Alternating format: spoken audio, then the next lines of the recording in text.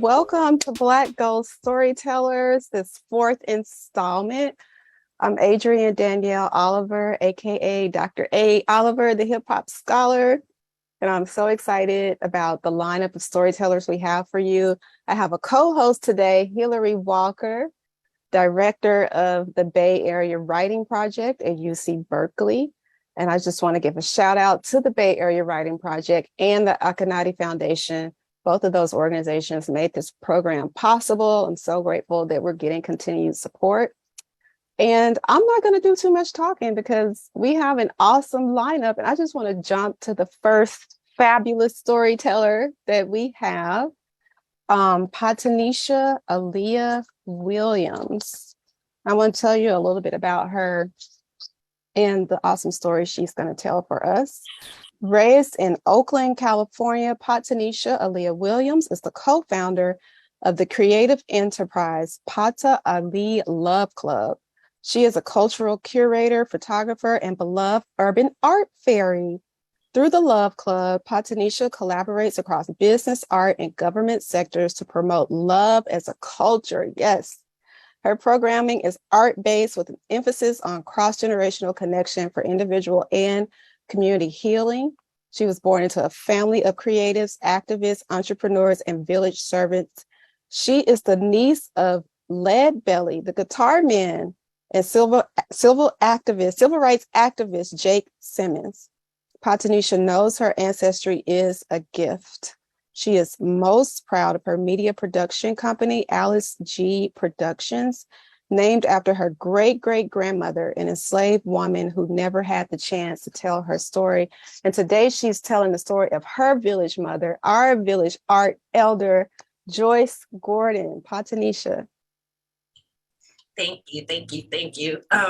I'm just so honored to be here. I think that this project is so special and so needed. So thank you so much, Dr. Adrienne, for doing it, for having me. And thank you, Mother, for being a part of it. So I'm going to share my story, our story. Excuse me one moment while I...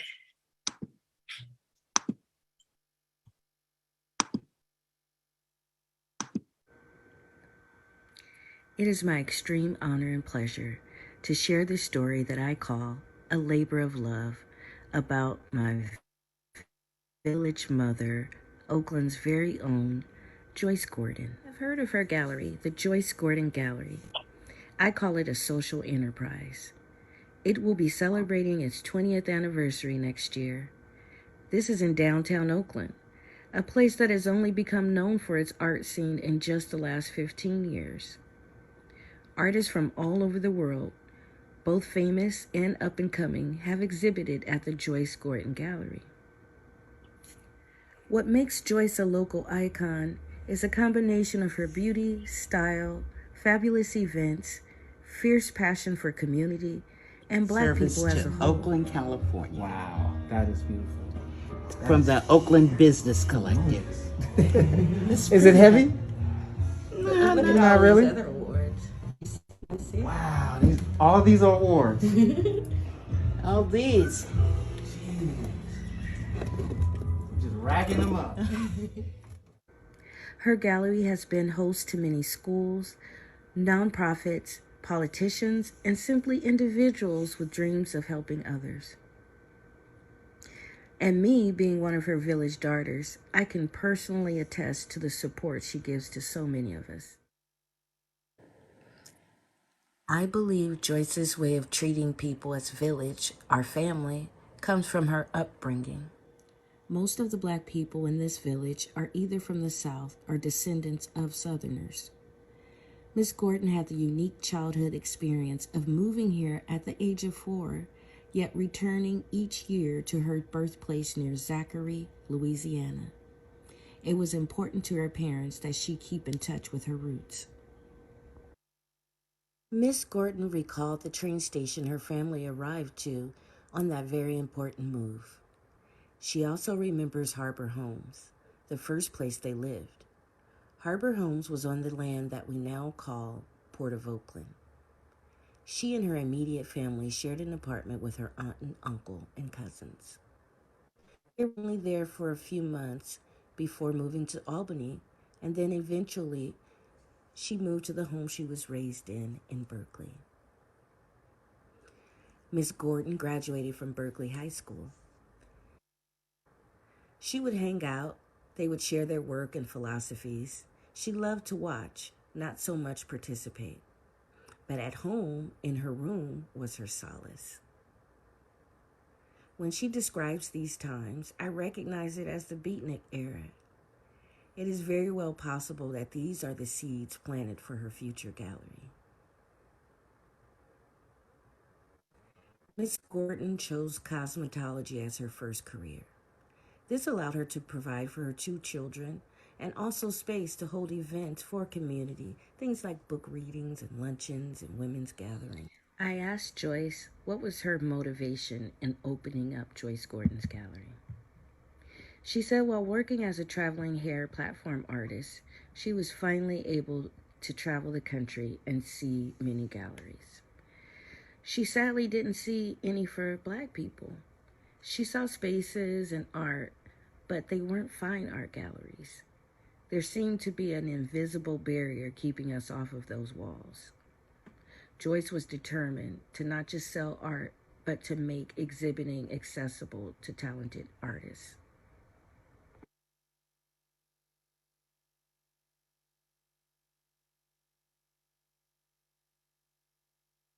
At a time when there wasn't much but danger in the neighborhood, she had a vision. She wanted Black people of all walks of life to have access to fine art.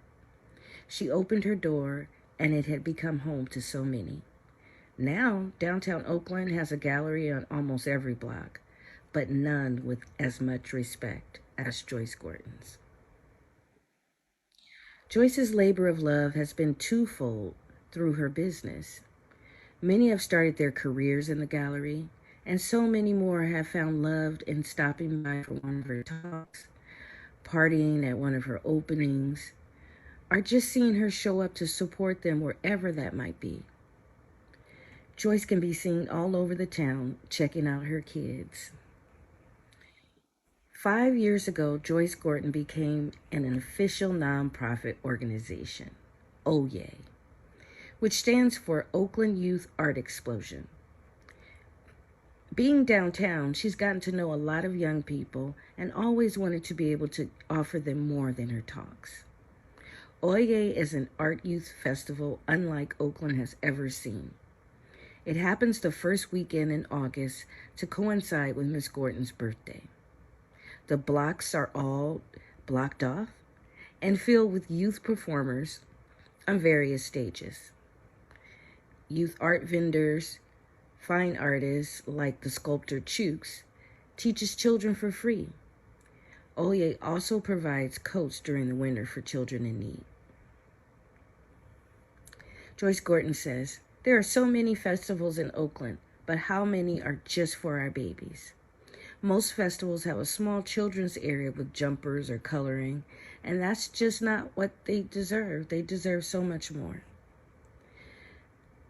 End quote. The OYE Festival brings art workshops, youth-curated art exhibits, youth vendors, mural making, roller skating, and skateboarding, just to name a few activities that happen on that day. Miss Gordon's desire is to consistently provide art training to children who would not otherwise have access. They don't have to want to be an artist to get the benefit of art, she says. It is workforce development at its finest.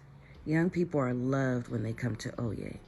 They usually love their workshop instructors, but really are inspired by Miss Gordon. Our children need those soft skills that come best when learned in a village space. Oh, I feel so special. Oh, you guys look at all these pretty. Miss Gordon says she's ready for her babies to step up. She wants to give them everything she has to offer because they are worth the investment. It is truly how to build a community, invest in the youth. It is the essence of workforce development. Joyce Gordon is the curating Big Mama of Oakland, and we appreciate her labor of love.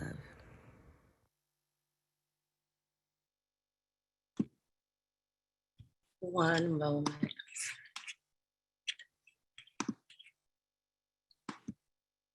There we go. Thank you for watching. Oh, that was so beautiful. So let's snap it up, clap it up.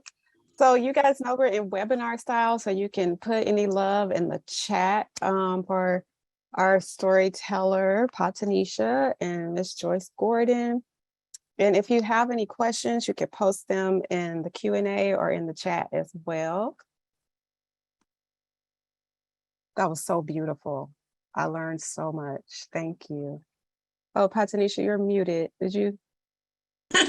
I'm sorry, I was reading Karla's message. Oh, okay. You see it? Much love to the very sweet. Oh, okay. So you guys can, I'll figure that out while the next storyteller is presenting. It says the chat isn't working for some people, but I will be sure to turn that on. For now, you can use the Q&A. And in the meantime, I have another fabulous storyteller for you, Alie Jones. Alie Jones is a self-care advocate, writer, artist, and Creole mermaid. I love it. She is co-founder and director of Black Freighter Press, a revolutionary press committed to the exploration of liberation using art to transform consciousness. She is a founder of Bodacious Bombshells, a wellness collective in Oakland. Alie is a yoga instructor passionate about centering our breathwork as sacred and hopes to build a legacy of awareness and expression. Alie graduated with her MFA in creative writing and literature from Mills College. She received her MPA from the Middlebury Institute of International Studies and BA in Cinematic Arts and Technology from CSU Monterey Bay with a minor in creative writing and social action. Alie is the host of a podcast called Chit Chat with Alley Cat. She explores self-care practices and journeys of self-love and community, and she interviewed her mother and great aunt about their migration from Louisiana. Alie. Thank you. And her mom is here. Yay. Yes. Thank you so much, Adrienne. So grateful for you inviting us to be in this space. And Mom, I'm so excited that you're here. So y'all, I'm going to share a video compilation of some photos and a quote from my great aunt. And then my mom and I are going to talk a little bit about just what I wrote about, just so y'all could hear from us live. I thought that would be a great opportunity. Oh, it says it's disabled. The sharing.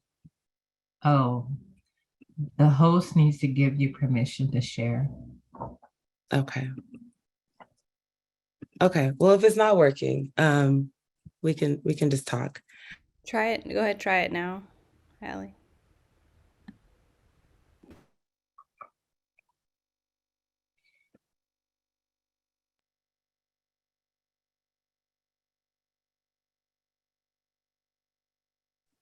Technology. I was like, it threw me out. It was like, you're an attendee, watch this.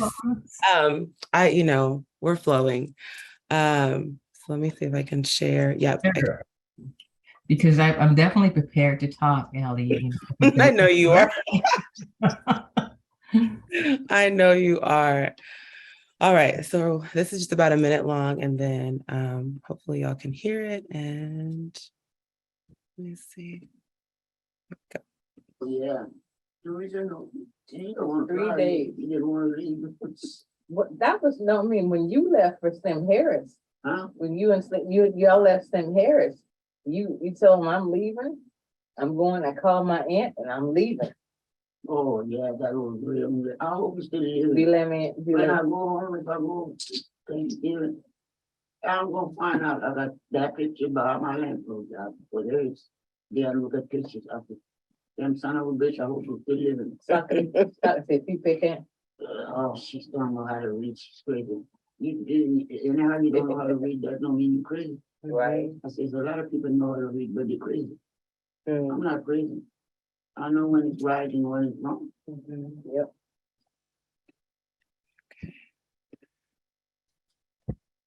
So that was my great aunt Luella, and that was just a little bit excerpt of the story. I know I had to leave that in there because it speaks to the truth of who she is, the truth of the power of the women in our family, that they don't take any mess. They're like, really, the situation of her leaving, she was having her check cut constantly, and her employer assumed that she wouldn't understand that she was losing money because she couldn't read.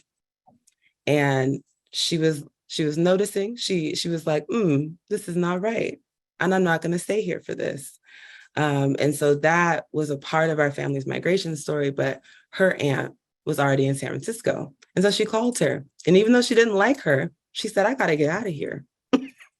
And she said, you're always welcome. And so her and her husband moved out here. And so, Mom, I just wanted to just ask you a little bit about your journey when you all came, and what prompted that, how Aunt Luella's story is intertwined with your story. So I want to just say that she did have love for her Aunt Eula, who was she didn't love her. Her Aunt Eula, who was already you here. Can love someone, not like someone. Well, she did have love, and so as a family, you take care of your family. So of course, my great aunt Eula said, "Yes, come and we will help you, and just start over." So then that's when my aunt decided to come here, and Luella decided to come here, and then she was very, very close. She and my mother were besties, and back then there was no Facebook, no Instagram, no cell phone, so they wrote letters. And so I remember my mother always running to the mailbox looking for a letter from her sister. And so one summer she got a letter from her sister, and her sister was coming to visit, and I just remember Mom being so excited. And so she, we had this great big barbecue to the party, the Zydeco and all that. And so that September, Mom and Dad decided that they were going to leave with Aunt Luella and Uncle Black, and they were going to come to California. So she made that face because she was 8 years old. I was 8 years old at the time. Yeah. I can tell the story. I was 8 years old at the time. And my favorite aunt, my mother's second sister, because Aunt Luella is the oldest, my mother's second sister, Aunt Elma, used to make ice cream. She was my favorite aunt. I used to spend weeks there. I would stay overnight. I was like her child. And so my mother, when Aunt Luella came, we went over to Aunt Alma's house, and she said, I'm not going to sell the furniture. Come and tell me what you want. You can have whatever it is that you want from the house. And we're leaving. We're going with Luella and Black to California. And so that didn't faze me, but it wasn't until we went to say goodbye. I was like, no, just leave me here. You leaving the furniture, I can stay here too. And there's no reason for me to go to California. I don't want to go. So I pouted the entire way, 3 days to California in the car, and just didn't want to be here. Just didn't want to come. As any third grader, you don't want to lose your family. You don't want to lose your friends, and you're being relocated someplace. So migrating here to California was difficult for me, but I am so grateful to my aunt that she made the decision, that she gave my parents the courage to move, because it's going to be 57 years, September 16th, that we've been here. Yeah. Ooh, don't make me cry, Mom. So I really love that you shared like the process of how the move happened, and just thinking about grandma running to go get letters, and we'd be like, just hop on the phone. Now we just call back home, and so just thinking about for you, like when they got here, was it hard for them to get jobs? Were they already connected? Did they know people? Well, since my great aunt Eula was here, and her husband Uncle Walter was retired Navy, and he also they migrated to first they were in San Francisco, and then he bought a house with his GI Bill in East Palo Alto. So they were able to help Aunt Eula and Uncle Black, Aunt Luella and Uncle Black purchase a home also with the GI Bill in East Palo Alto. So when we came to East Palo Alto, we came to a home. We left a 2-bedroom home from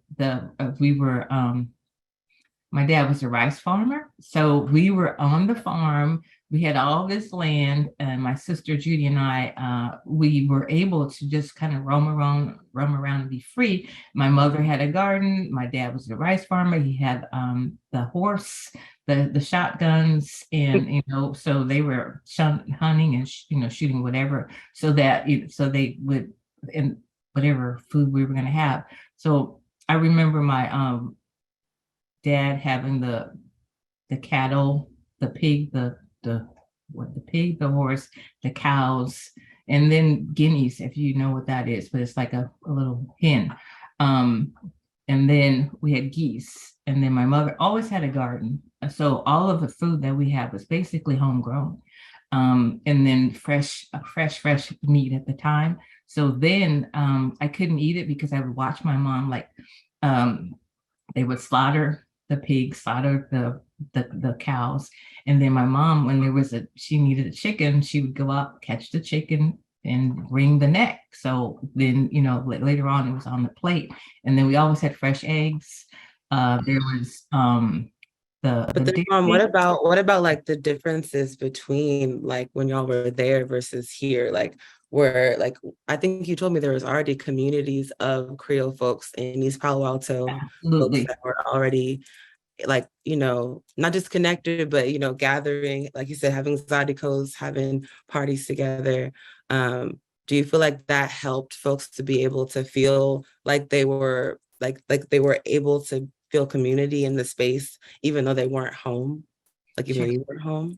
Yeah, thanks for bringing me back on track. So yes, there was already a community along with Aunt Eula and Uncle Walter. There was also one of the people that also had a business, an entrepreneur living in East Palo Alto. So there was a community of Creole folks that were already connected with each other. So when they got here, they were able to, start mingling, and then they were showing them the ropes of, where to go, how to get jobs, because how to catch the buzz.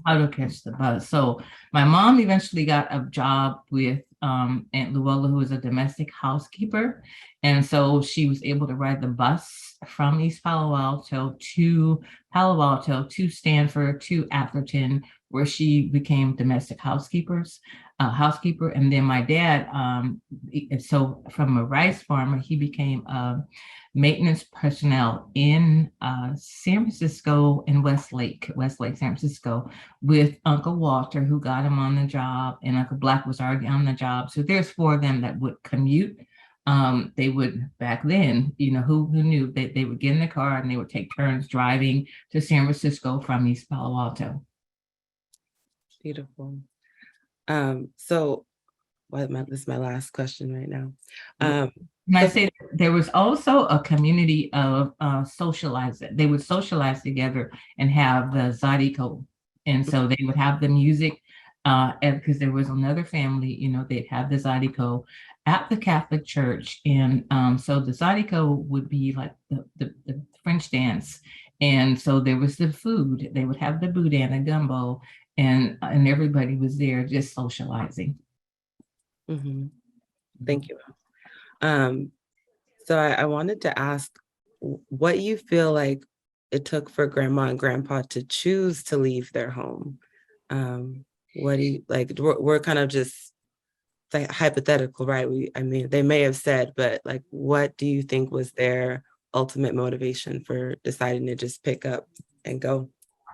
Well, I'm sure. So with my mom and Aunt Luella being very close, it probably didn't take much convincing. And so my dad already had his aunt, had already his favorite aunt, and had already come out to Los Angeles.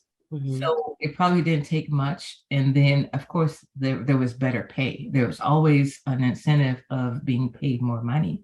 Mm-hmm. So then for them being better paid and being able to get the help. So for the help, so they got the job, they were able to work. And then my aunt and uncle sold the home that they were in to mom and dad. So we were living in a house. So we came to a home in East Palo Alto. So that's a big deal because we were already on the farm living in a house. So we lived in a house in East Palo Alto. So for them to purchase a home, it was huge, it's major. And then Aunt Loyola already had a home. So then they showed them about home ownership. So the motivation for being out here was definitely better life and more pay. Thank you so much, Mom. And I was really sitting with this as I was working on this story, Labor Day, just thinking about like what they worked for and how the conditions that they worked in versus, you know, today is a paid day off for me, right? Like it's a holiday, but I'm like, it's, you know, one of those things. And so I think about that. I don't take that for granted because I know how hard they worked. And so I'm glad you came here. I'm glad you got in the car, because if you wouldn't, I wouldn't be here. So just want to thank you for being in this space and for being, I know I'm not going to cry, but for really being a pillar in our family of the storytelling, of the continuing of the legacy. Can I say that I didn't have a choice to get in the car or not? Not like the children now where they throw a tantrum. No, I didn't have a choice because in my family, we were disciplined to do what you were told, and you didn't say a lot of the things that children say now. So that's a different topic, but yes, I didn't have a choice, and I wasn't going to deviate. My mother and father, you know, we were disciplined, so there was no, I'm not going. And like some of the kids now, they probably would have left the child there, but no, that was not how we were brought up. Yeah. Well, thank you so much, Mom. And thank you again, Adrian and everyone. I'm super honored to be part of the storytelling event. It has been just such a beautiful journey, and I'm just excited to hear the rest of the stories. Yay. Thank you, Alie and Jane Jones. That was so beautiful. And you can send questions for Alie. We'll have a Q&A at the end, but if you have questions, you can use the Q&A or the chat. We're still working on getting the chat open, but the Q&A is definitely open. So our next storyteller, we're going to go to Karla, to Karla Williams, because Karla Brundage, we need a few more minutes. Okay, that's fine. Yeah, so we're going to go to Karla Williams. Born in Chicago, Karla Williams started writing for her high school yearbook and student newspapers, later working for the Chicago Sun-Times during college. She taught history and English in Oakland for 15 years and was a Bay Area Writing Project Fellow in 2010. Her writing relates to history, travel, sports, family life, and politics. Her fiction and poetry have appeared in digital paper, Poetry Express, and elsewhere. And her first novel, Blues Highway, explores the Pullman Porters' migration to Chicago from the South. And she interviewed Mr. Oscar Wright, an Oakland legend in his own right. And I can't wait to hear this story. Karla Williams. Thank you so much for that great introduction. And all I can say is that meeting Oscar Wright was a gift, and his story is part of the legacy of Oakland. Oscar Wright is an educator and labor activist, and he said that growing up in Mississippi is what taught him everything he needed to become a man. He was born on the Smith Plantation around Clarksdale, Mississippi, the third oldest of 11 children, 7 boys and 4 younger sisters in a family of sharecroppers. He grew up in the Delta in a family that understood the need for education, although his father had gone only as far as the 8th grade.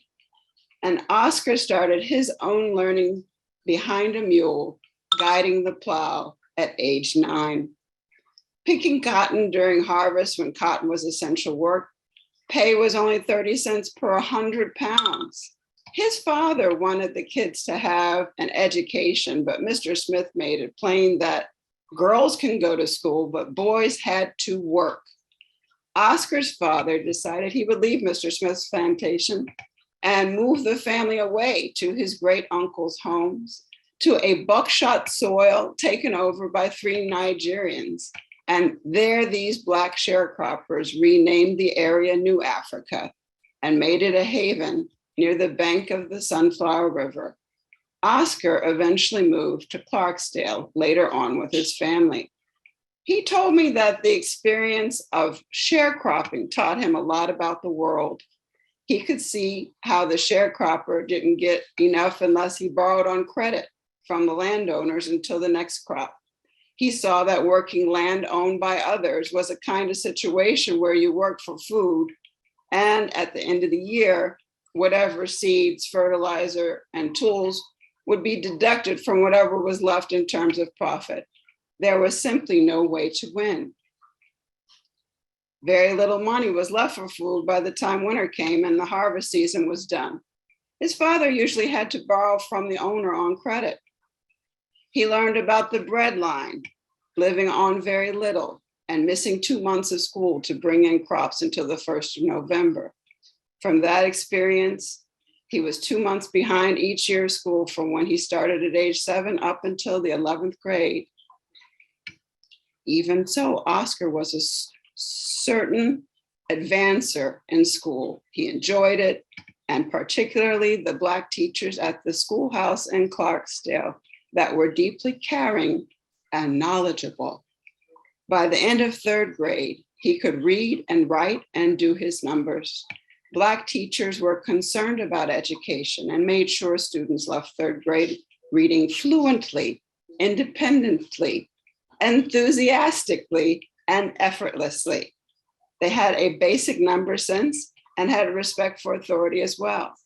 Most of the teachers didn't have college degrees, but they were serious about teaching their children. After finalizing his graduation from high school, Oscar Wright was drafted into the service fighting in World War II. He had 3 older brothers who had joined the service, but he doubted whether he would have joined it if it wasn't for war, he told me. When he was discharged in 1946, he joined the Army Reserves to keep his options open, and his rank allowed him to sustain himself in case things didn't work out. He never liked the Army, even though he was a non-commissioned officer in the Corps of Engineers and had 5 brothers who were in the service as well. He learned a lot when he was exposed to the fight for democracy, yet all the while he was fighting within a segregated US military and learning from white men trained at MIT and USC and places he'd never been. He gained technical skills for the groundwork of war. Following his service in the military, he went on to Alcorn State Agricultural and Mechanical in Mississippi, but he said that his education there was limited to agriculture work and technical skills. After that, he became a teacher for 3 years, but he was still picking cotton to make ends meet. He said, "I'm one of the best cotton pickers you've ever seen." He said he was known in one of the newspapers after he came out here as a former cotton picker from Mississippi who speaks with a Southern brogue. But he went on and took to education. Even though he didn't like the military, it became a gateway to the larger world. He found himself learning the transit satellite system, site elevation, a range of technical skills, along with learned white men in the Army. For Alcorn State, he was mainly training women and men in the setting there. Women were trained for domestic work. Men were trained for manual trades or factory work. There wasn't much more of a wider job market because it wasn't open to Blacks in Mississippi. Still, he carried everything he needed with him to California, skills like carpentry to make cabinets and caskets, mixing paint, painting, laying bricks, and pouring concrete. He had his own toolbox, but he was still lacking the opportunities to apply what he knew in the world. He'd even gotten into a few clashes with white men back home because he hadn't been submissive enough. He had never been taught that. He didn't know how to be submissive. Oscar Wright's elder brother, Fred, came to San Francisco maybe 4 or 5 years before Oscar, and that helped him a great deal. His brother told him if he got a union card, he could make all kinds of money out here in California. And he had a box of clothes and a toolbox when he got here after catching the Greyhound west. For 1.5 years, he stayed in his brother's garage in San Francisco. He had his own money and a home back in Clarksdale he'd built himself, but he left it all to find higher wages out here. He told me, I didn't come out here to look at the city and play at it. I could do tiling, build roofs, and put in tile. I was making a lot of good money. His brother had him fix up his garage, and he was babysitting his nieces and all sorts of small chores around the house. But eventually he decided to leave and go to a boarding house on 25th Street in Oakland, where he rented a room with Ma May, an older Black woman living just east of Telegraph, where Black people were living in a mix with Portuguese and Italians and other immigrants. But as more Black people started to move in over time, they moved out. He said it was just as segregated and discriminated against as Mississippi. Black people couldn't move north of MacArthur Boulevard. It was about the same segregation as back south, he said, except if you had skills, you could get paid here. So when he came out, he already had learned mapping, how to operate all kinds of equipment and more in the Army. And when he came to California, he had the hopes of becoming an operating engineer, what was called cat skinners back in the Army. But the first place he went, they told him, we don't take colored. He went to the brick masons and they told him, our books are closed, which meant that there were no jobs, even though there were. He went to the carpenters union and they asked him if he had a job. When he asked for a job, they asked if he was in the union, and he was not.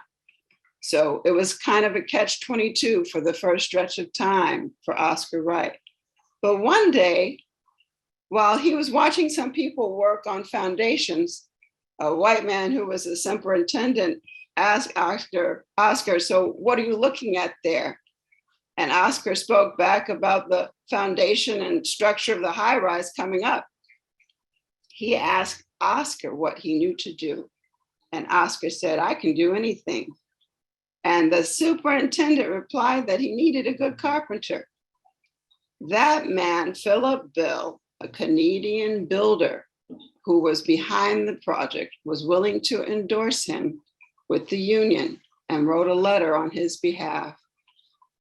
Once he got into the union on probation, he worked so hard, some people thought he was working too fast and too hard, a practice his partner called pace setting. He was asked to slow down after a complaint to the union steward. He had not experienced a job where the breaks and timing were prearranged by a union contract until then. Philip Bill pointed out to the union foreman that Oscar could do more work in a few hours than others did all day, and Oscar avoided getting fired. He actually got to be a company man, and after reading the union paperwork and rules, he rose even higher in the union. Even though he'd been accustomed to working from daylight till dawn, like in Mississippi, he got used to the union contracts, working conditions, vacation pay, scheduled breaks, lunch, and appropriate pacing for the labor of the day. Eventually, he became the Carpenters Local 483 vice president, and he did a lot of work for labor skills in this city of Oakland. But what got Oscar into education here was the recreation center at Golden Gate. A lady named Gwen Tucker ran a program called Tiny Tots, where his daughter Emma went at first, learning to read a newspaper by the age of 4 or 5.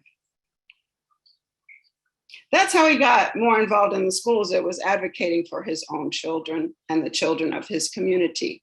He went to different meetings. He got to see different campuses around the city, and he noticed how white facilities and campuses for schools were better equipped and how it was segregated and unequal in Oakland.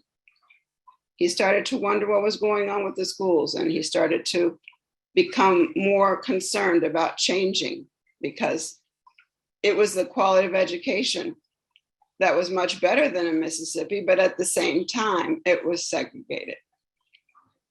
He mentioned Ms. Davis, Ms. Logan, Ms. King, and Ms. Clute, Black women in our community at the time who were training and giving kids a strong foundation. In the years before the civil rights movement challenged segregation. At Golden Gate, 3 of his kids left the school with a strong foundation to build in. Reading, writing, spelling, putting numbers together, and of course, maintaining a respect for authority. And he said they were well ready to ride. But when things changed in 1954 with Brown versus the Board of Education, Oscar said he remembers it as the worst thing that ever happened to us because the overturning of separate but equal from Plessy versus Ferguson made it possible to continue practices where it was never equal. And some of the things that were supposed to happen to make all the schools equal never did happen. Instead, Congress let Southern states close the Black schools and fire and demote Black teachers and administrators, saying they weren't good enough to teach more affluent white students. Then they bused Black children all over to place them into white schools. He said what they never talked about was that once the Black kids got into those schools with equal access and same and equal curriculum content, Black children were mostly equal, or they excelled beyond the white children in the schools. He went on to mention that in 1957, when journalist and NAACP activist Daisy Bates was trying to obey the Supreme Court decision to integrate the schools in Little Rock, on that day, Governor Orville Farber set up a situation that allowed a mob to gather and attack the students. He said it was going to be like the siege of Black business in the burning of Tulsa, Oklahoma, the Black Wall Street of this country.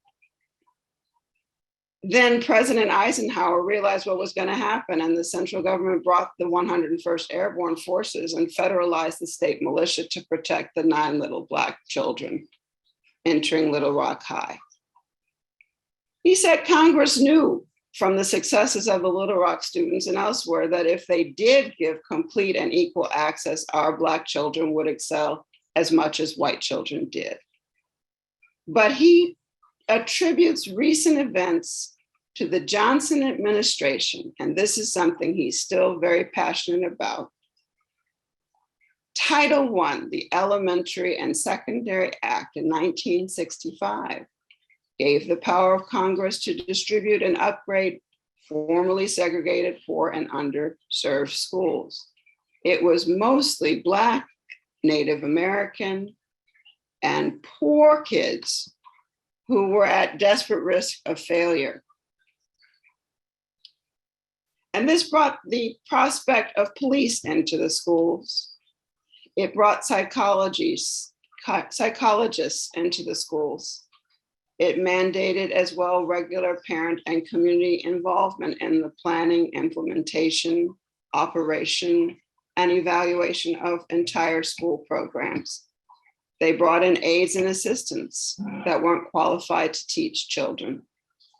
He says that this program was designed to upgrade the reading and writing skills of students who had been historically discriminated against. But white teachers started identifying the Black children as hyperactive, ADHD, dyslexic, disadvantaged, and unprepared, and then limited the academic achievement of recipients to 49% out of 100 for the purpose of funding. It was these types of developments that led to Oscar's advocacy for African-American male achievement recognition within the school system and greater recognition of the challenges facing Black youth in Oakland under conditions of meager advancement. And his engagement helped to secure a focus on skilled trades and learning within Oakland Unified School District. Local school districts were essentially incentivized to keep the average achievement level at 49% out of 100 in academics, he said, or else the money and funding from Title I wouldn't come. And he thinks today that that is a system to reward student failure, teacher incompetence, administrative complacency, and likewise guarantees a permanent underclass of Black people forever. And he cited the role of police on campus and seeing how in Uvalde, kids were shooting up the school. And you can see that really nothing gets done very often about things like this, Oscar told me. In the end, he said, our democracy. They preach democracy and human rights, while all the while they're planning the death of Black babies between the cradle and third grade because they're not given a sound foundation to move on. He explained that many of our graduates can't read, write, or spell and have no marketable skills coming out of high school. And they're spending a lot of time in school without any income from college afterwards. He said many of our youth are still losing out. It's not just Black kids now, it's Korean, Vietnamese. We've got everything. It's not just Black and white anymore. He said these immigrants that are here, they're all getting some of their thing, but they're killing Blacks at the root, and it's by design. If you want to kill a race of people, kill the child. All of this is by design. The kids are suffering, but at 99 years of age, Oscar Wright sees his time as nearly through. He enjoyed his life in Mississippi. They were segregated and poor. He remembers having to eat out of the garbage can and waited in soup lines. He had to do this to survive. But in California, he found an opportunity to work. He built his house in Northwest Oakland by himself. Every door hung, every tile laid. He's traveled to Africa, China, India, Burma, the Philippines. But now he sees it's just poverty, poverty, and poverty in Oakland. He says that there's really almost no real Black leadership in our schools today. And the only place he wants to go is back to Clarksdale, Mississippi.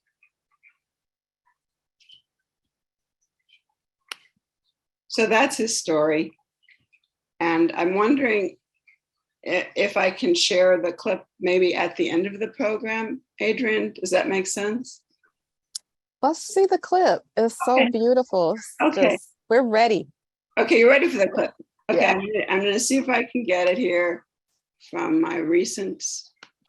Hey, Karla, you have to share what Mr. Wright said. He ain't doing nobody's Zoom. Oh, that, yeah. So he offered this clip. Yeah, I said, I really think if you come, you will enjoy it. And he said, I don't do Zoom. I don't do anybody's Zoom. So I accepted this role, but I'm having a little trouble opening my clip. Hang on. maybe have to close a couple things to do it. Yes, I've lost my way for a second, just a And second. you have, while you're doing that, I will share, you have a lot of great comments in the chat. Don Collier says, wonderful event, very much needed. Black American experience is rich in storytelling. It reminds me as a child listening to adults tell their stories. Shout out to Karla W. from an old friend, Don. Thank you, Don. I appreciate you. I'm afraid I'm losing the clip though, and I'm sad about it. Oh, it's okay. We can come back to it. Yeah, let me come back to it. We'll come back to Karla with a clip of Mr. Wright in his absence being on Zoom. Yes, So, and I'm sorry about that. no, that's okay. I had it earlier and then I mislaid it. That's okay. We'll come right back to Karla, and in the meantime, we'll go to Karla B. We had two Karlas this time. Karla with the C, Williams, and Karla with the K, Brundage. And Karla Brundage is a poet, editor, essayist, teacher, and beach lover. She's a recipient of a Fulbright Teacher Exchange, and she spent a year teaching in Zimbabwe and 3 years in Cote d'Ivoire, where she founded West Oakland to West Africa Poetry Exchange. She is author of 2 books, Swallowing Watermelons and Mulatta, Not So Tragic, co-authored with Allison Francis. Her poetry, short stories, and essays can be found in Essential Truths, Konch, Hip Mama, Sparkle, and Blink. Karla Brundage. And Karla interviewed Wanda Sabir, who will be joining us for the Q&A later in the broadcast. Karla. Thank you, Adrienne. I want to share with the audience here that this project has been so incredible for me, just kind of going through personal archives and finding documents. And so I have a slideshow that I'm going to share with like old time flyers before there was even internet.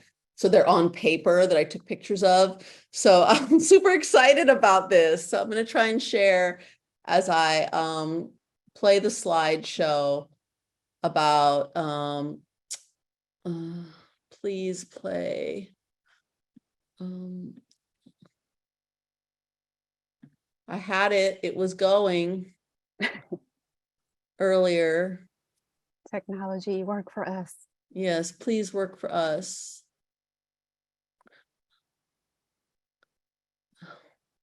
Okay.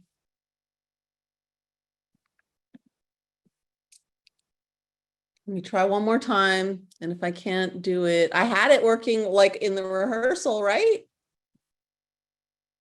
Okay. Did you, sometimes it'll come up automatically if you click on the share screen. Okay, let me try that. I'm so sorry. No.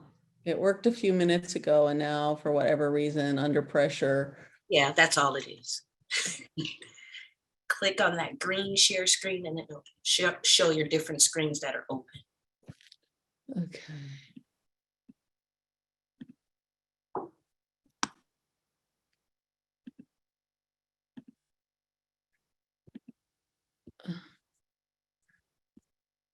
Okay, I'm not sure why it's not sharing.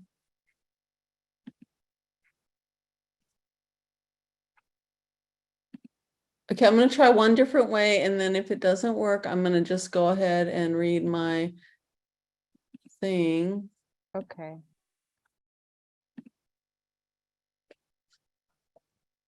And you can send me the video if, you know, we have time. Okay. I'm going to try this other thing. Okay.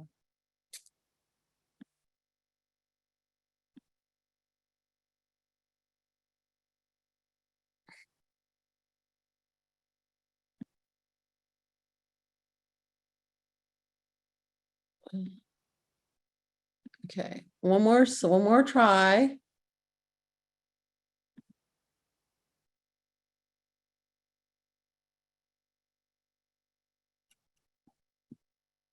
Okay, for whatever reason, I don't know why. You can share the video with me, and as you're reading, I can download it. Okay, all right. Yeah. So sorry. No, that's okay. We'll come back to that too. We still have the awesome story, and we'll show the videos at the end, or the visuals at the end. Okay.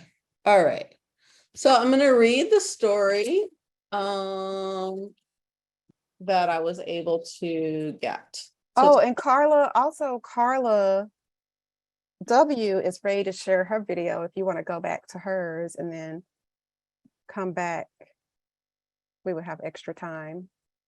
Oh yeah, Karla, if you're ready, then I can email Adrian my video and then I can do my thing. Yes. Yeah, because it's chaotic sometimes. I know what you're doing. I know exactly how you're doing it. I'll try to share it. It's just very brief. But yes, we are in the flow. So yes, going back to includes- Karla W. It includes some footage from talking to Oscar Wright, and also Patanisha visited him and he shared some info from his museum. Okay, let's see about video and share.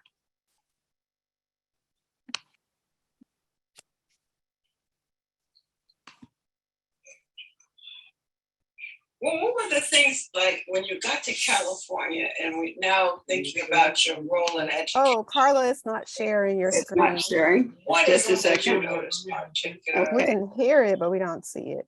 Like the schooling conditions that you had Cancel. with Black Share teachers. sound. There's Well, a- when I came to Mississippi, it was all segregated. Right. I'll But try it here, again. When I came to California, it was all All segregated. the same It was all thing. segregated and discriminated. You know, my kids went to school right here.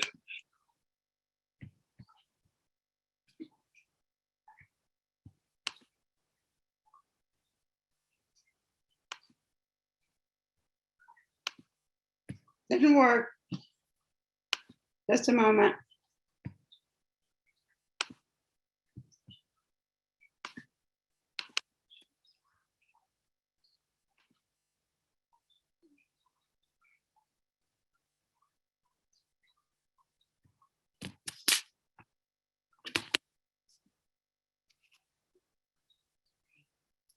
Also, I have your video, Karla. You just sent it to me. I did. Okay. I can play it from here. You want me to play it from here? I think it seems like that for whatever reason, it's not Yeah, that would be otherwise great. going to work. I think that would be great. Okay, let me share my screen. Okay, thanks. It's okay. And we will play it from here. Thank you. Let me make sure it's full screen.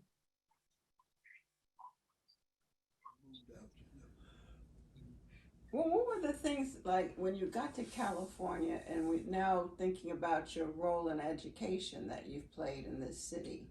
What is it that you noticed particularly between like the schooling conditions that you had and with Black teachers in Mississippi? And Well, when I came to Mississippi, it was all segregated. right, but here in California, When I came to California, it was all segregated. Also same It was all thing. segregated and discriminated. You know, my kids went to school right here. What got me into education in here was my daughter, my youngest daughter, Emma. They had good programs. They you segregated the recreation center here at Golden Gate. You know, they had a woman named Gwen Tucker. She ran a program called Tiny Tot. And that Tiny Tot program, if a kid was 2 years old and potty trained, and one of the parents could come with the kid, they could get in the program. Nice. And my wife, I was able to, my wife didn't have to work, you know. So she was enrolled my Emma. And when she was maybe 4, 5 years old, she was reading newspaper. They had all kinds of good programs. Oh, they had a good program then, you know, not Tiny Tot. But anyway, when my daughter got into this thing, that brought me in because they had the meetings and stuff. And then I started going to different meetings and things. And they would take Black kids sometime to the white section of town and look at.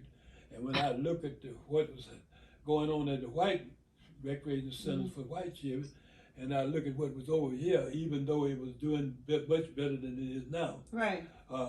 I started wondering, what is this thing about, you know? and had been segregated in the South too. Right. Had been in a black college, Right. all black college.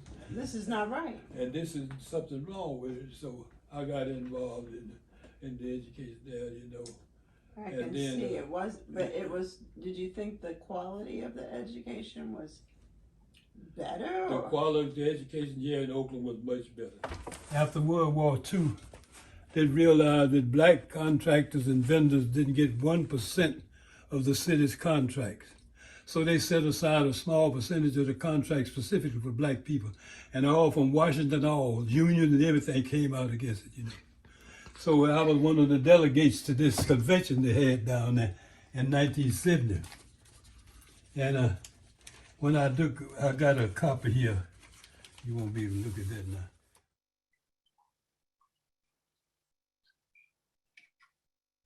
That was beautiful, Karla. We got to see Mr. Right. That was my goal. That was my main goal. Thank you guys for your patience. Oh my God. Yes, yes. And yes, thank you for your patience. You guys are getting to see in real time what it takes to organize an event, dealing with technology and everything. And then so Karla, we're gonna go back to Karla Brundage. And I will share my screen with your visual. Thank you. Welcome. So I'll just get started. In justice and in poetry, Wanda Sabir. Gathered around the fire, we gather, women of strength, always in justice and poetry, always in vision. When women gather in community, there is always power. Wanda Sabir emigrated from New Orleans in 1962 when she was 3 years old, and she still went by the name Wanda Oliver. Her story is not so much one of immigration, but one of building and rebuilding legacy. It's a story of seeking freedom in what Wanda recalls as the country of California. Leaving the South was more than a move west. It was also an opportunity to have options that were previously denied, not only to her, but to her mother, her family, and her race. Young, married, and living in the projects in New Orleans and aiming to provide, Wanda's father had recently been released from Angola prison, and things were tough. He left his family to go to Texas to look for better opportunities. Finding Jim Crow in Texas, he traveled all the way to California before sending tickets home. He sent them to the welfare department, which had its intended result of cutting off his wife's benefits.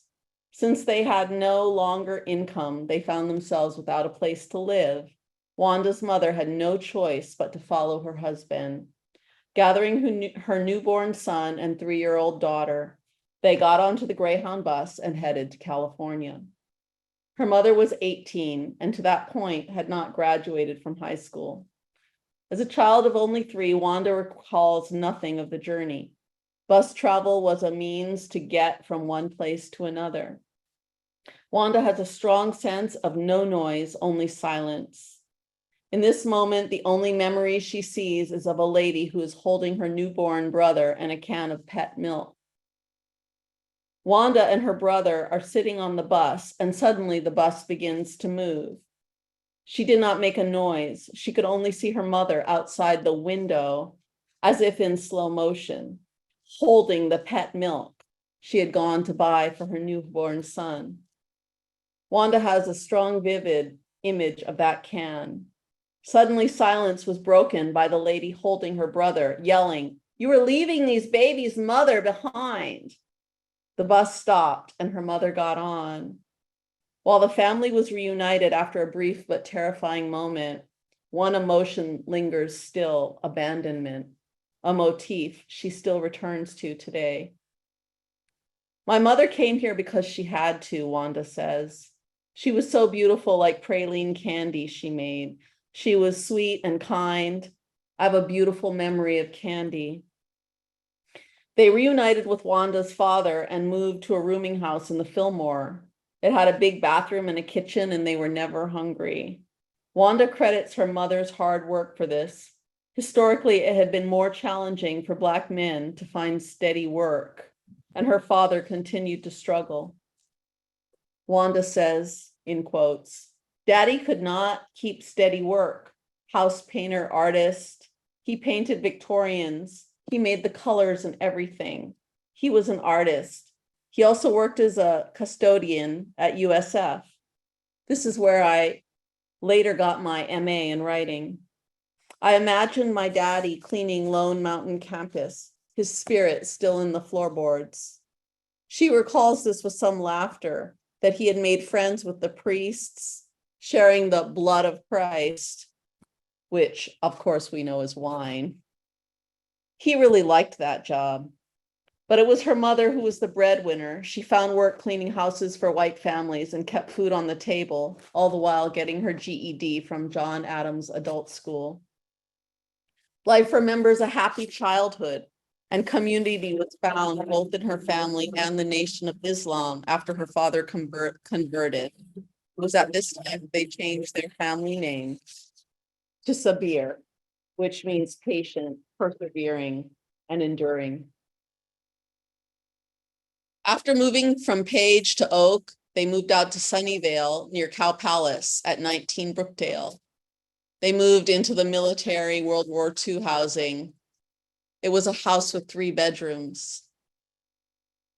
In 1966, the Hunter Point riot uprising became a formative moment for Wanda Sabir, one of the Bay Area's most active grassroots social justice activists and winning of the Unsung Hero Award. On the night of September 27 in 1966, a San Francisco police officer shot and killed Matthew Johnson, a teenager who was fleeing the scene of a stolen car. At this time, riots ensued, or what we would call an uprising, and the National Guard was called in and martial law was imposed. And at that time, Pat Brown was the governor. But then the new governor, Ronald Reagan, declared Hunters Point Shipyard would be opened up to the Black community, basically to keep the peace. And James Baldwin visited the community.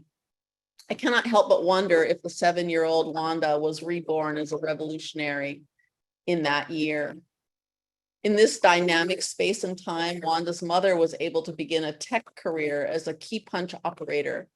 She encoded information on cards, computer cards, and there were numbers. Wanda remembers holes and numbers, and her mother would bring home these cards for her to draw on. Her mom, she says, was sort of like one of those hidden figures women. She was working and learning how to build computers, repair them, and work on them. She worked at Hunters Point, Mare Island, Treasure Island, and finally moved to Los Angeles. After learning so much about these events that shaped Wanda Sabir, I wanted to know more about the amazing work she does as an activist and an educator. For the majority of my adult life, I've been blessed to be in the visioning circle of Wanda Sabir. She wears so many hats. She has a blog and a radio show, Wanda's Picks, and she's chronicled the life of arts in the Bay Area for over 40 years. She's interviewed hundreds of activists, writers, and musicians, and she has started the longest running poetry reading in the Oakland Public Library called A Celebration of African American Poets and Their Poetry, as well as the annual Ma'afa commemoration, which marked its 27th year in 2022. If Wanda were here, she would share these words with you. She says, New Orleans is its own country. Like California, New Orleans is an African nation which has since been colonized. California is young in comparison to Louisiana. Louisiana has a lot more resistance history. Haiti and Louisiana have a connection, but I am from New Orleans, which is the site of the largest slave rebellion in the United States. Dred Scott invited us to reimagine this in November 2019. We marched from Eastern Louisiana, a historic German coast where enslaved Africans grew sugarcane. We marched as they marched to New Orleans, 26 miles over 3 days. My feet were so tired. It was for the ancestors who were killed before they reached New Orleans. They were marching to end slavery everywhere.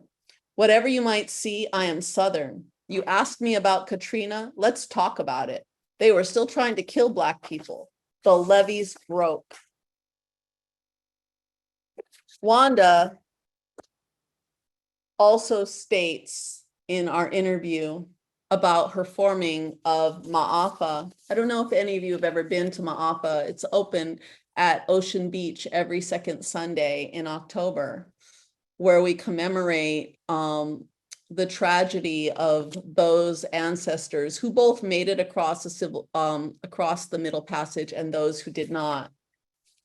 And I asked her about the formation of the Ma'afa celebration, and she said, one day the ancestors whispered Ma'afa. That is when I started Ma'afa, because our ancestors were our history.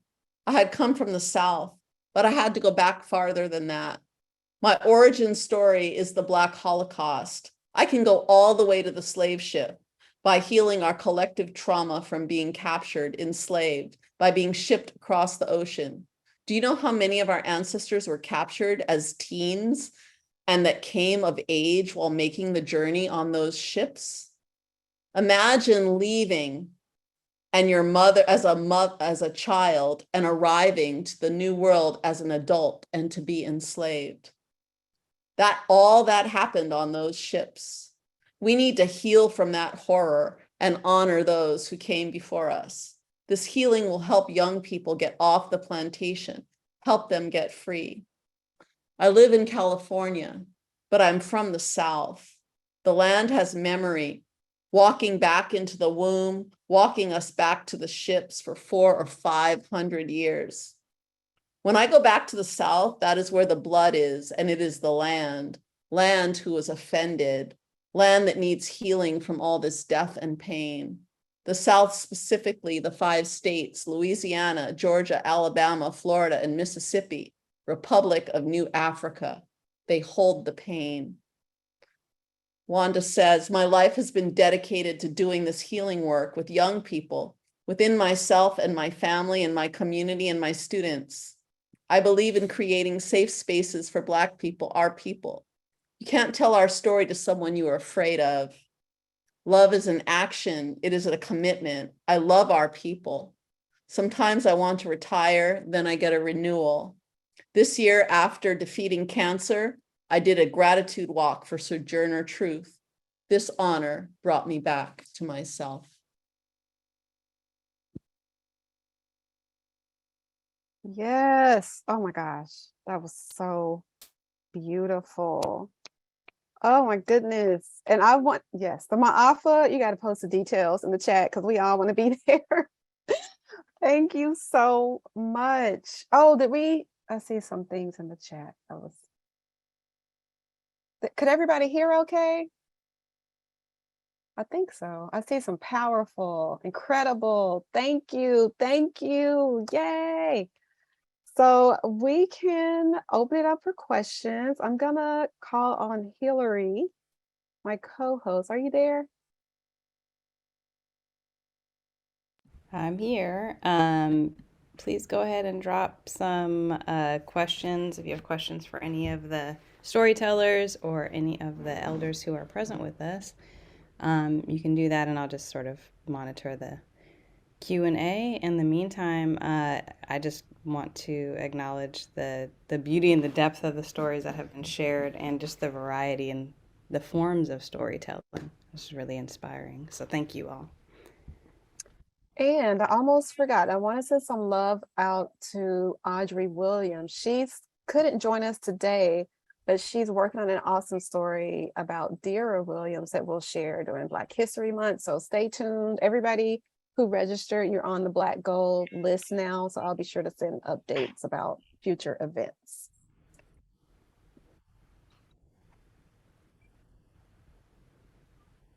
Well, I want to say that I really enjoyed just, since we're gathering here on Labor Day, just hearing the perspectives of work and just everything we had to go through to be able to have this day off, like Alie was saying. And I want to just start with, because I'm an educator, that piece about what's happening in our schools and what does that say about the labor or the work that we still have to do.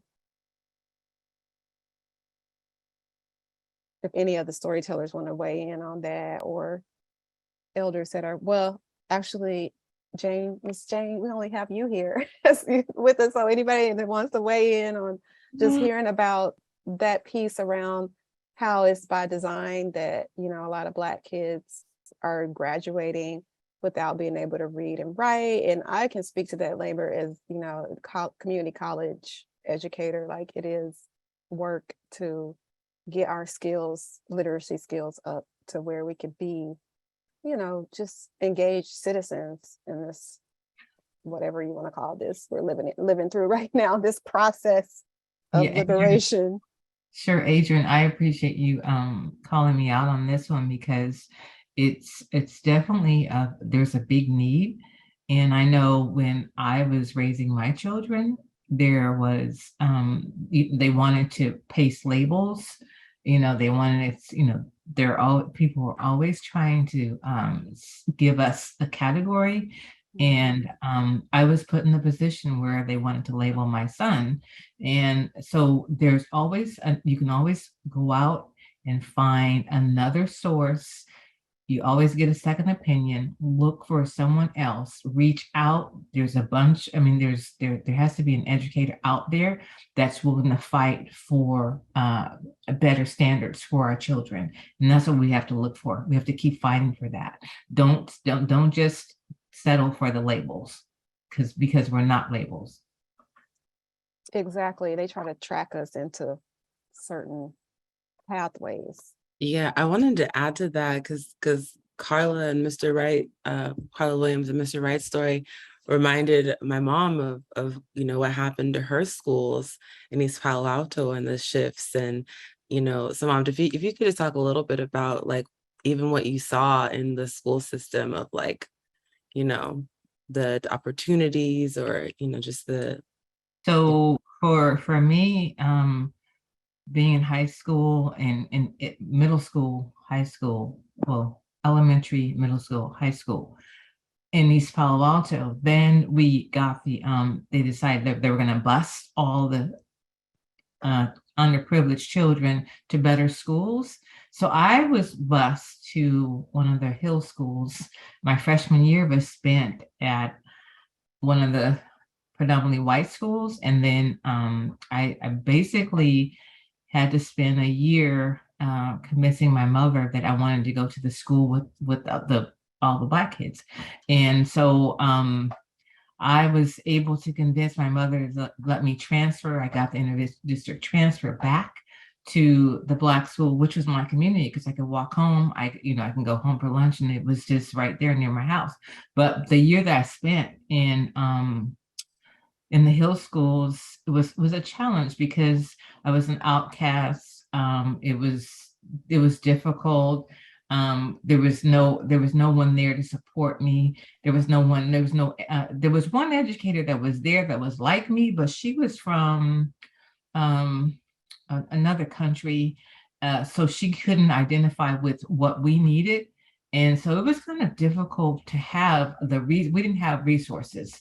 You know, we caught the bus. I got sick. I was at school. I was sick, and my mother was at work, and it was a challenge for her to get off work. So I had to wait for the bus to take me home.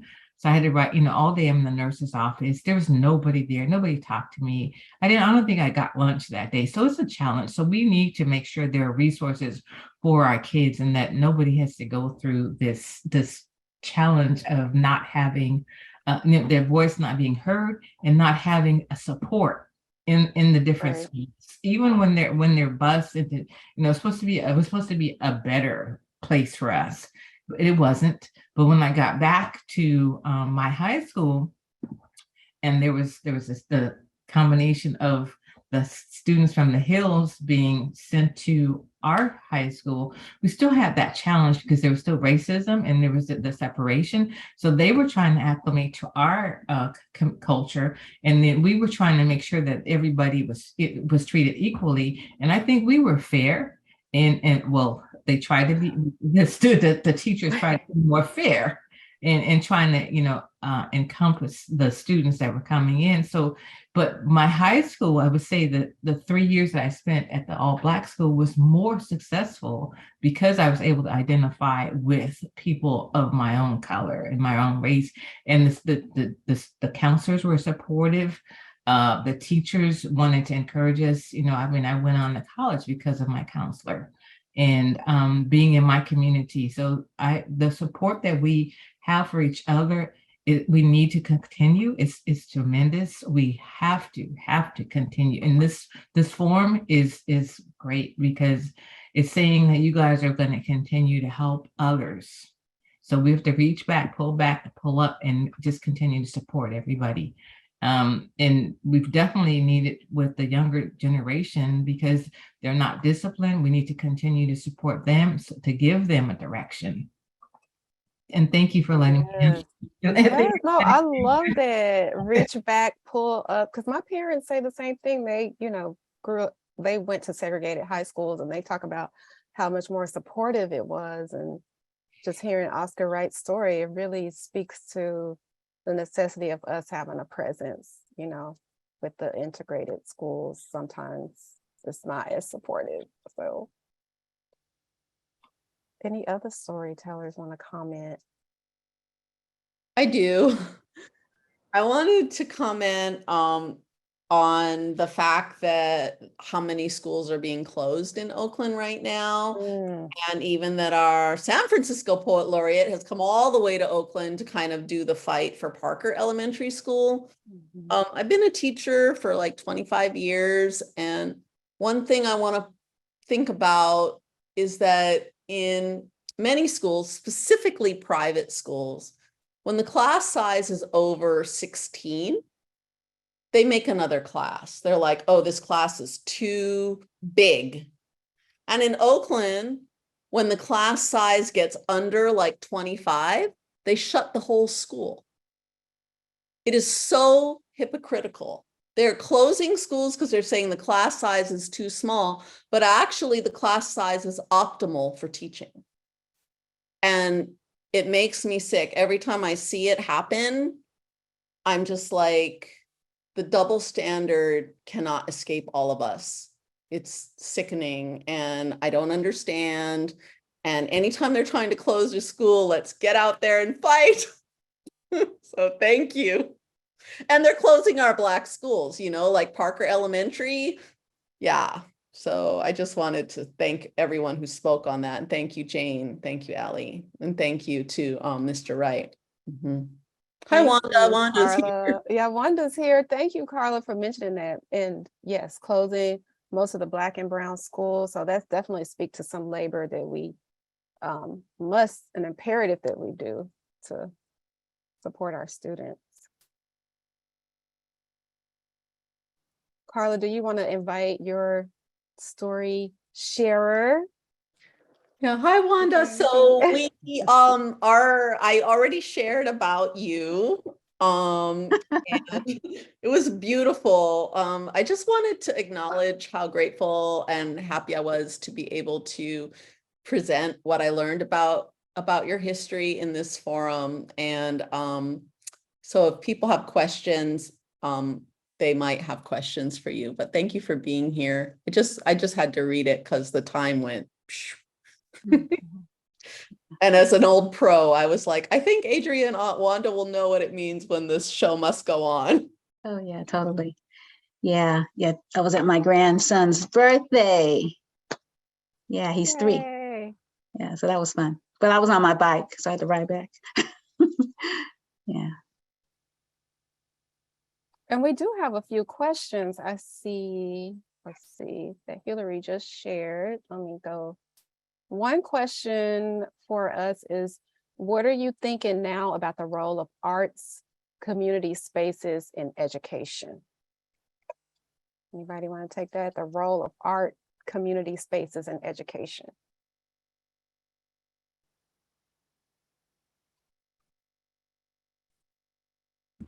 Wanda, you want to start us off on that one since you just joined us? We haven't got a chance to be graced with your voice.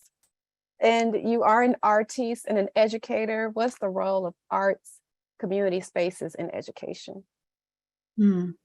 Well, I think art actually opens the space. It's the invitation to join, because, sort of gathering around, something creative, it sort of levels the field in a way that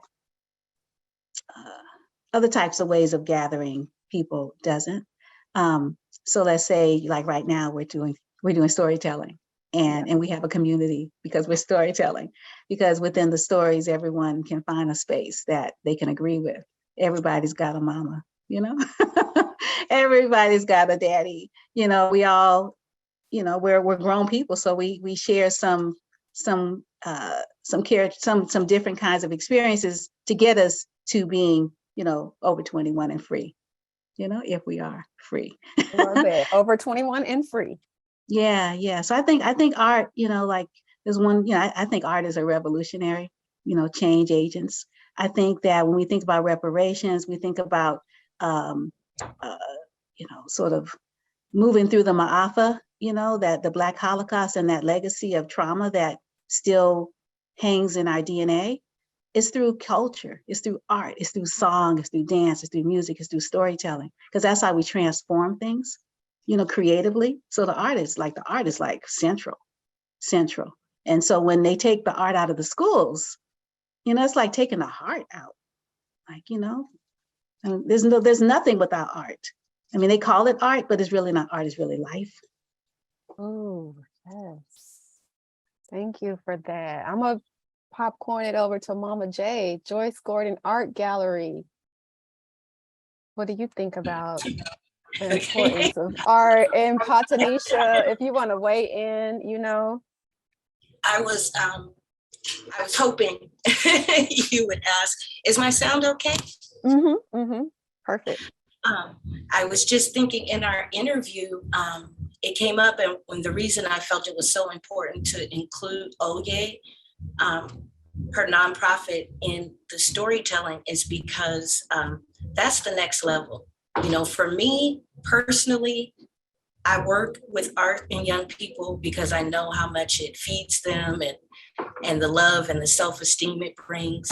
And I also know that as it relates to education and the pipeline to prison, that's one of the first things they did was take art out, take art, music, and recreation out, because it is, as Sister Wanda was saying, it's what feeds us, it's how we communicate, it's what makes us stronger. So it came up in our interview that specifically Oye was created to bring back that formal training of the arts and create that space, because it's heavily missing right here in Oakland. And I added my 2 cents in the piece to say that even though the young people love, and she makes it a point to bring art that they enjoy, like poetry and graphic arts. But I think, and from what I've heard from the young people, what's even more important is the love that they feel from an elder, so it's twofold. They are getting the formal training, and they're getting that love and communication, and that is definitely what's missing in education. And they know it. I had a really good time just taking a picture of Mr. Wright, because that's exactly what he, his fight has been about. And it's very interesting to see the 2 sides of it. We have, the feminine energy feeding the art and the divine, and then we've got Mr. Wright fighting, for our babies. So this is just wonderful, and thank you again, Dr. Adrienne, for creating this. My pleasure. And anybody else want to weigh in on that question before I go to? We have another question in the chat. Oh, I just have a comment. Hey, Joyce, I didn't see you there. Good to see you. And Mr. Wright, oh my goodness, his book is so phenomenal. He's such a like a general, like he's the only one in his army sometimes, but he loves our kids so much, loves our children. And, he went against, Goliath, for our children here in Oakland public schools and Berkeley and all the public schools. I mean, he is phenomenal. And yeah, I'm so happy that he's still around and still moving. I'm really looking forward to reading the piece. Thank you. And so this question goes to each of the storytellers. Someone asked, how was the process of the story sharing and gathering for you as a storyteller? Who wants to go first? Okay. I can say that I was just delighted to meet Oscar Wright the first time we talked. And we just talked generally about things he'd done and seen. And then I came back to ask him the questions about what it was like to break into union leadership or to stand out on behalf of our children. And because he's done so much, the big thing was like narrowing it down because he's lived through essentially 3 stages of American history quite easily as a prominent activist and leader. And so that was the thing. And then after writing it, I gave it to him and he said, "You go with that. That's good." So I did that.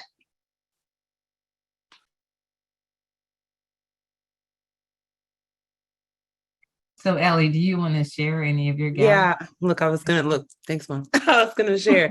So for me, this was it was a little hard actually. Like it was easy in that we had these conversations with my aunt and I talked to my mom. But I ended up with an hour and a half of recording of audio. So it was a lot of history, a lot of rich history. So similar to Karla, I was like, okay, sharing these like significant points, excuse me, and really just thinking about like my family legacy, and it got a little emotional just thinking about like my family coming up on this anniversary of us coming to California, and just thinking about the folks who are still here and the folks who are angels with us now, and just their hopes for us. And so I love just being able to ask my mom these little questions that I probably had wondered, like, oh, well, what did you do when this happened? And, what time of day was it when you guys got there? That for me was really nourishing and really rich. And I feel like it's planting seeds for another project. So I appreciated the process. And I could say that for me, it was definitely, Alie, I just have to piggyback on this because I started this journey a while back with my aunt to gather a lot of information and to get some of our history. And we did a nonfiction, we had a project and we're going to revise that project because there's so much information about the migration. And I'm grateful that Alie is picking up the ball to continue the legacy.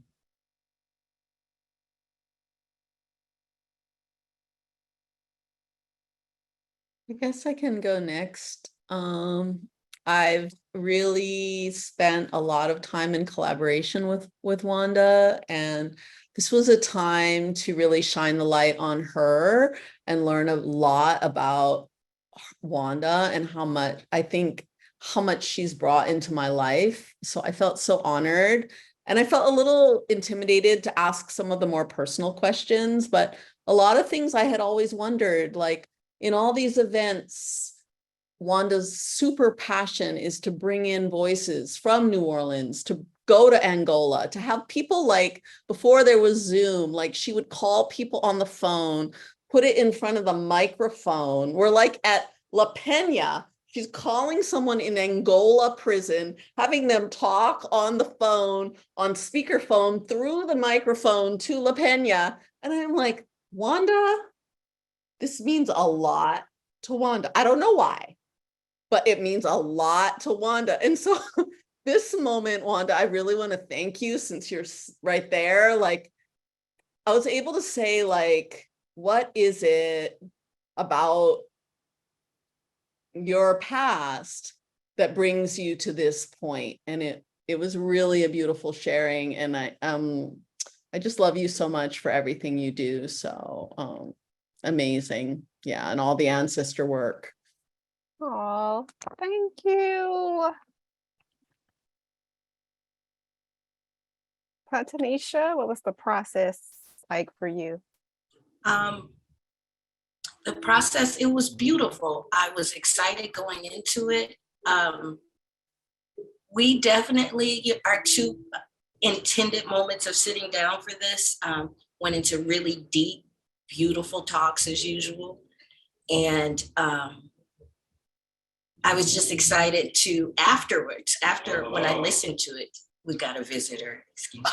When I listened back, I realized that there was a deeper story I wanted to tell, and that was about her labor being for us, for me, for all the babies. And so I know a lot of people want to know about the gallery, but I felt it important. And that's also another way to continue, her legacy and what we're doing here. So I really enjoyed the process. I felt it's an extension of the work that I already do. Excuse this one. You need to go down. We have a visitor in the gallery, sorry. She's always got folks dropping by.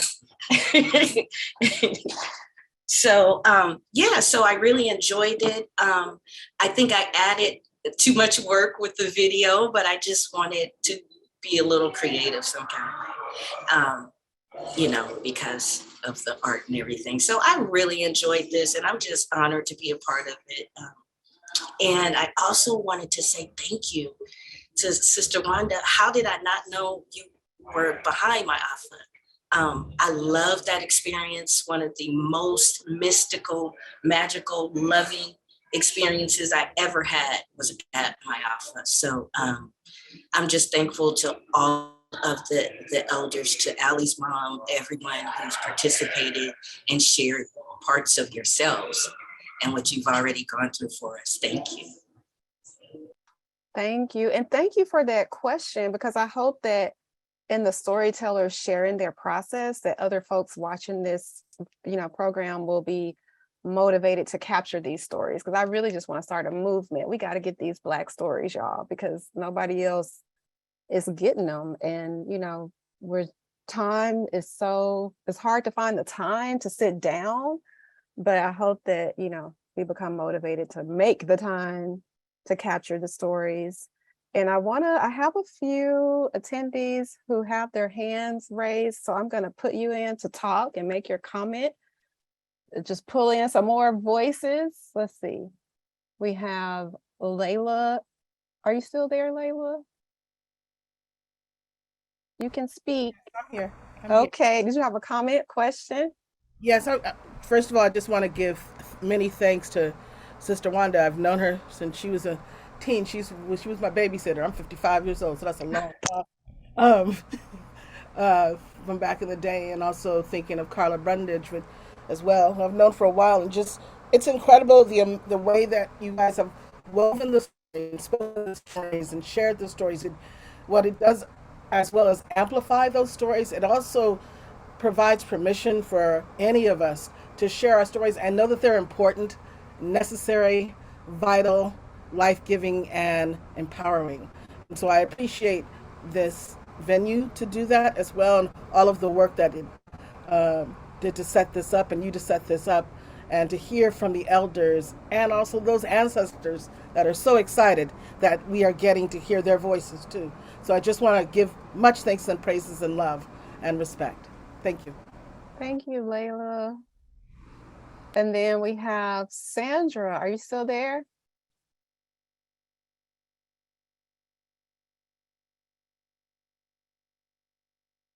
I don't know if she's still Yes, there. can you hear me? Yes, I can hear you. Okay. I'm Makita, and thank you. This is beautiful. I Thank you. unexpectedly invited, but it was. Uh-oh.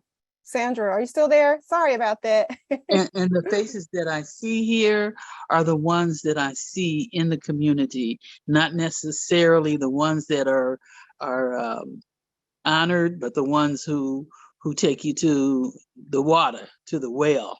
And I love that. Thank you, Karla, both Karlas and Joyce and you, and Wanda, my all of you all are my sisters, and all of you have added something that I needed to continue this journey in my life. I just want to say that every time I come from a family of educators, and the educators are all around me, and every time I hear that something is shutting down, I just want to say hallelujah, because it gives us the opportunity to create what our children need. It's the perfect opportunity to bring into the school system a way of learning that will support and our children individually as a whole person, because that's what we need. Right. And we need the music. We need to hear some beat.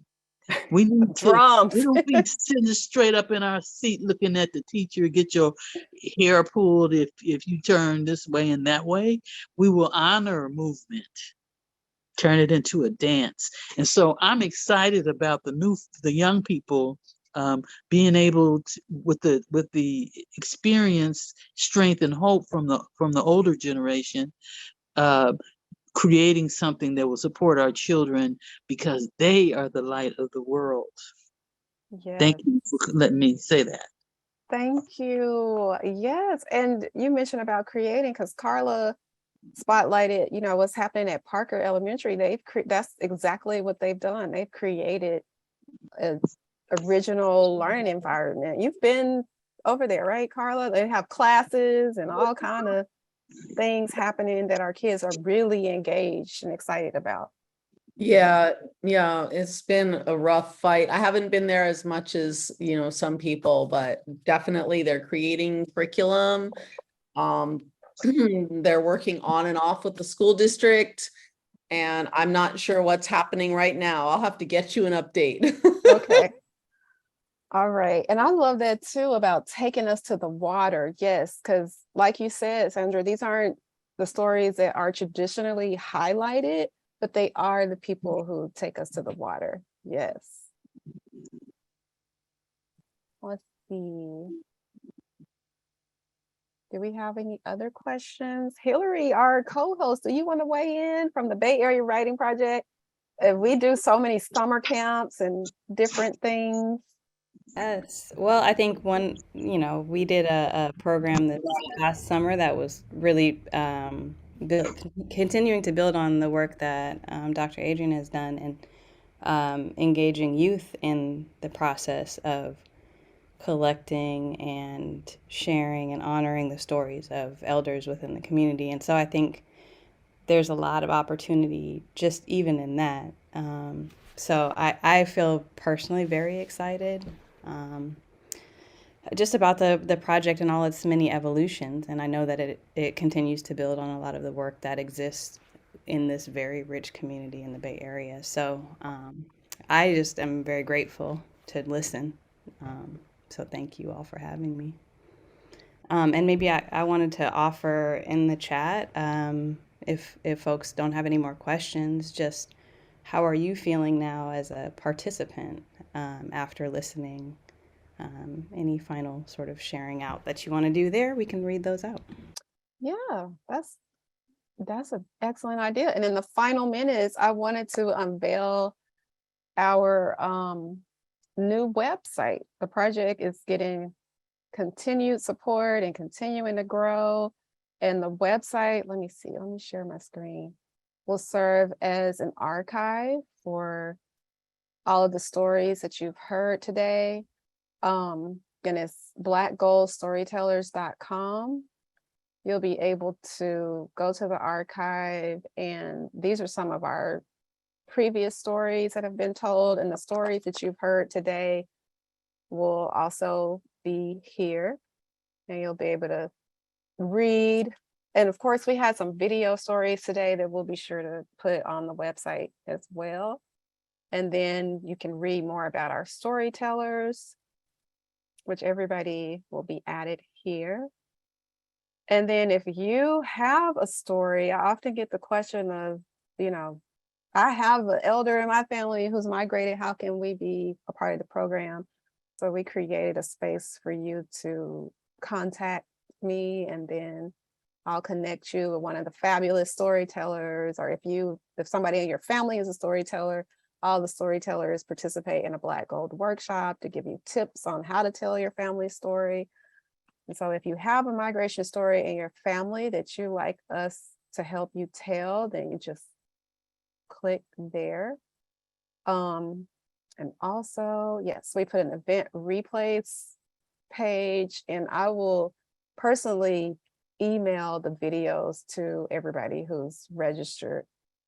We've been experimenting with broadcasting live on Facebook just to see how that goes, to spread the word more in the community. But the advantage of registering to be here is that you get to interact live with the storytellers and the elders, hear about our process, and just be a part of the Black Gold family today. And let me put the link to the website in the chat.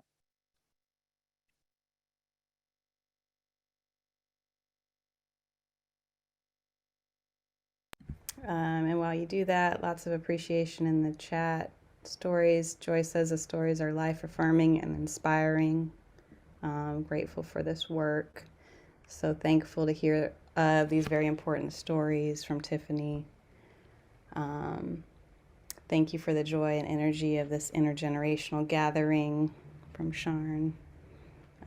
It's a very, very exciting work, and I love that the website is really just this beautiful and evolving archive of these stories. So Adrienne, just kudos to you. Thank you. Thank you guys for being a part of this project. Do we have any other final comments before we close? Well, we want y'all to enjoy the rest of your Labor Day. Share this program. Go sit down and hear somebody's story today. We hope you're inspired to do that. And just keep on keeping on, y'all. We got this. Thank you so much, everyone.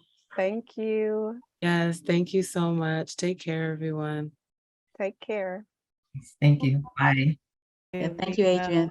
Great Thank project. y'all. Bye-bye. Bye-bye. Peace and blessings.